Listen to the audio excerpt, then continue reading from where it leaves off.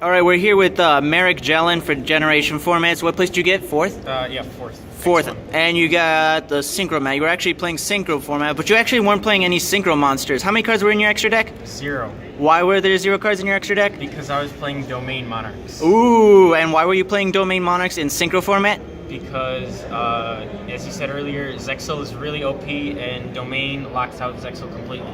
Yeah, and then what can you play in Synchro that you can't play in other formats?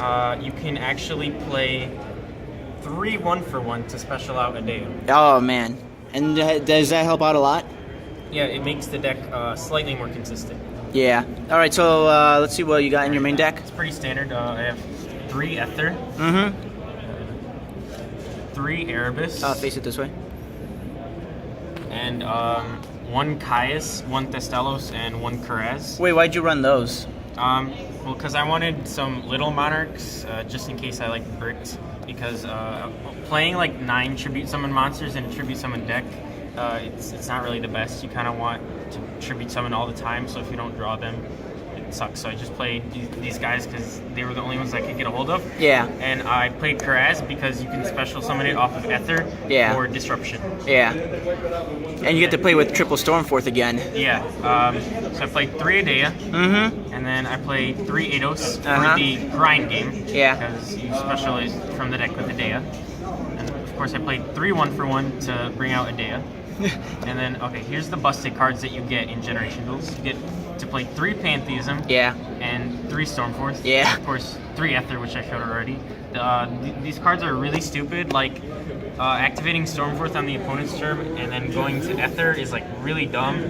Zodiacs can't even out it in any way. They can't use My Body or enemy controller at all. Yeah. Actually, the last time I played Generation Duels, I played against Domain Monarchs, and I summoned a Dryden and Shockmaster board, and all they had to do was set a monster, set a Stormforth, activate Stormforth, and then just Ether, and they basically won. Wow.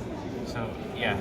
And then some standard Monarch cards. You have 3 Tenacity, 3 Domain. How many times did you domain lock people? A bunch, but it wasn't really that useful because I wasn't playing against many decks that use the extra deck. Yeah, you got paired against a Masterpiece Turbo person, right? Yeah. Yeah. Played 2 Return. It's a good card. I like Return because when you summon a Monarch, you can use the Monarch's effect as Chainlink 1 and then Return as Chainlink 2, so they can't strike the Monarch monster. Then, as the final... And yeah, you didn't have to worry about Effect Veiler at all. Yeah. How many times was Idea negated? 0 times, actually. Really? Nobody striked it?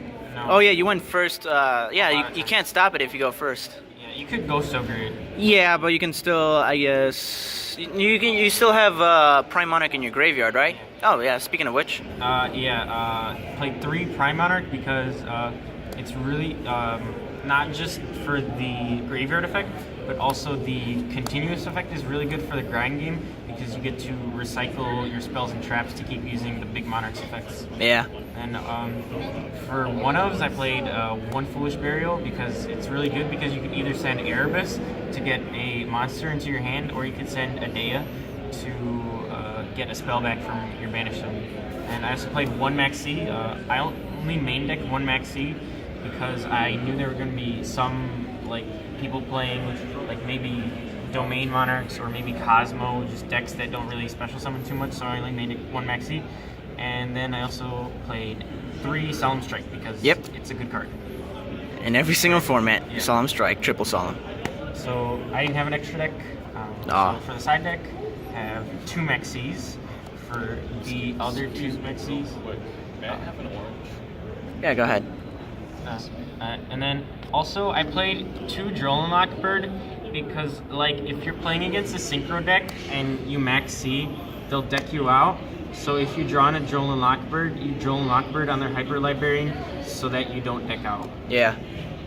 And then I played 3 Twin Twisters because I'm playing against I am playing Monarchs, and I knew people were going to side either Anti-Spell Fragrance or Mask of Restrict, so I honestly needed wouldn't outs. have, yeah, I actually wouldn't have thought of any spell against you. But yeah, it makes sense, a third of your deck is spells. Yeah, so I needed outs those cards, so I played Twin Twisters inside.